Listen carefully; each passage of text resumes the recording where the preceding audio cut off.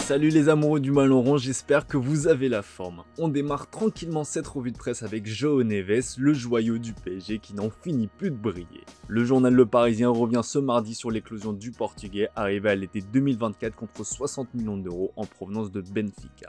Aujourd'hui, ce chèque déboursé semble dérisoire au vu de l'importance prise par le joueur. Aussi généreux que talentueux, João Neves est imposé comme l'un des pions essentiels de Luis Enrique. Le Portugais est le petit électron libre du trio infernal qu'il compose avec Vitinha et Fabian Ruiz. L'Espagnol fait d'ailleurs parler de lui en Espagne. Le journal AS revient sur la belle affaire Fabian Ruiz, acheté pour seulement 22,5 millions d'euros à Naples. À l'heure où les milieux de terrain coûtent plus du double et apportent bien moins de garanties, l'Espagnol se révèle être aujourd'hui comme l'une des belles pioches du PSG, ce qui n'était pas forcément le cas à ses débuts. D'ailleurs, selon nos informations, de nombreux clubs pistent l'international espagnol sous contrat jusqu'en juin 2027. Comme évoqué il y a quelques semaines en Espagne, l'Arabie Saoudite est sur le coup. D'après nos informations, Al Nasser est le club qui est sur les rangs. Nous pouvons aussi vous révéler que des clubs de première ligue dont Manchester United sont aussi là pour Fabian Ruiz. Mais tous ces prétendants devront se montrer convaincants car le PSG compte sur l'Espagnol qui est très apprécié par Luis Enrique. À l'Olympique Lyonnais, le départ de John Textor pour l'arrivée de Michel Kang fait la une du Progrès. L'équipe évoque la mission urgente de la nouvelle présidente des Gaunes, sauver le club de la relégation.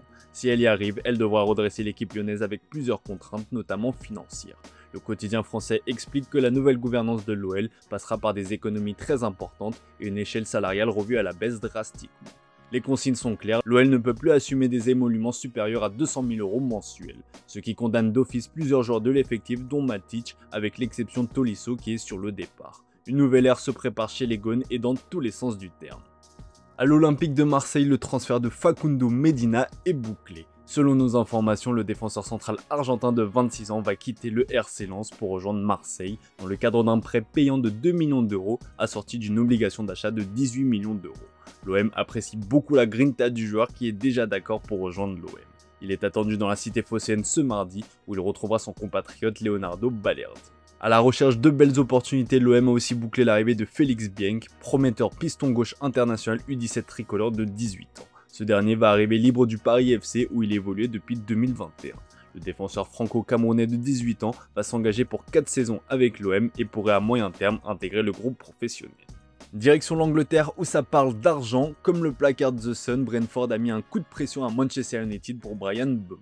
Montre-nous l'argent, peut-on lire sur la une du tabloïd anglais. Le club réclame 75 millions d'euros pour son buteur, c'est à prendre ou à laisser, comme le relaie le Daily Star. Dans un entretien accordé à la BBC, le directeur du football Phil Giles a confié qu'il n'y avait pas beaucoup de progrès concernant une potentielle arrivée du joueur de 25 ans à Manchester. Le dirigeant enfonce même le clou en affirmant qu'il n'est pas impossible qu'il soit toujours un joueur de Brentford la saison prochaine. Le club anglais réclame la même somme que ce que Manchester United a déboursé pour Matheus Cunha, c'est non négociable.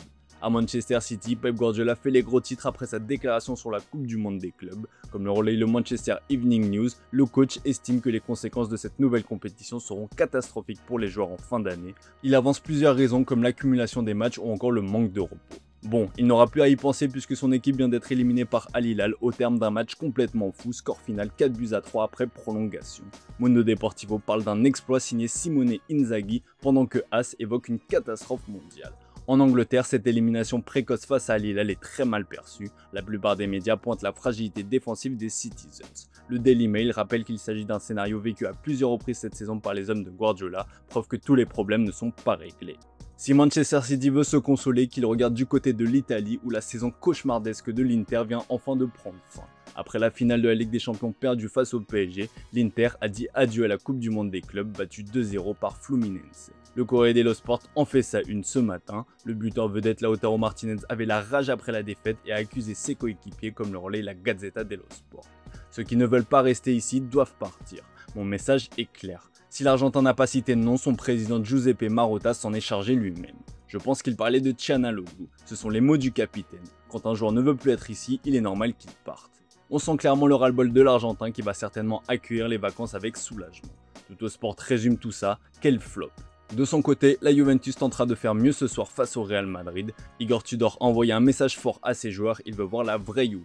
On file en Espagne maintenant où tous les regards sont tournés vers ce choc entre le Real Madrid et la Juventus pour les huitièmes de finale. Le retour de Kylian Mbappé est attendu, c'est le moment de vérité, placarde AS ce mardi matin.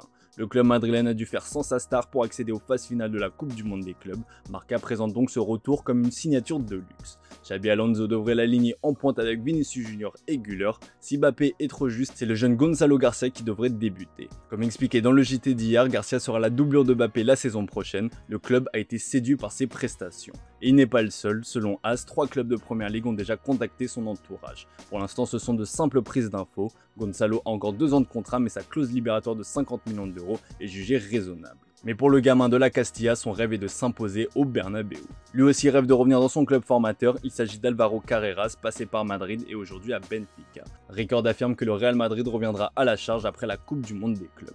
Benfica reste campé sur ses positions et réclame 50 millions d'euros, le joueur lui a déjà la tête en Espagne. Nico Williams aussi à la tête au Barça alors qu'il est toujours un joueur de l'Athletic Bilbao, mais peut-être plus pour très longtemps car Sport indique qu'une solution a été trouvée. Le clan du joueur a posé un ultimatum au Barça, ils veulent des garanties d'inscription. Nico Williams craint notamment de ne pas pouvoir être enregistré en Liga à cause des soucis financiers du club catalan. Mundo Deportivo explique que le joueur se retrouve bloqué.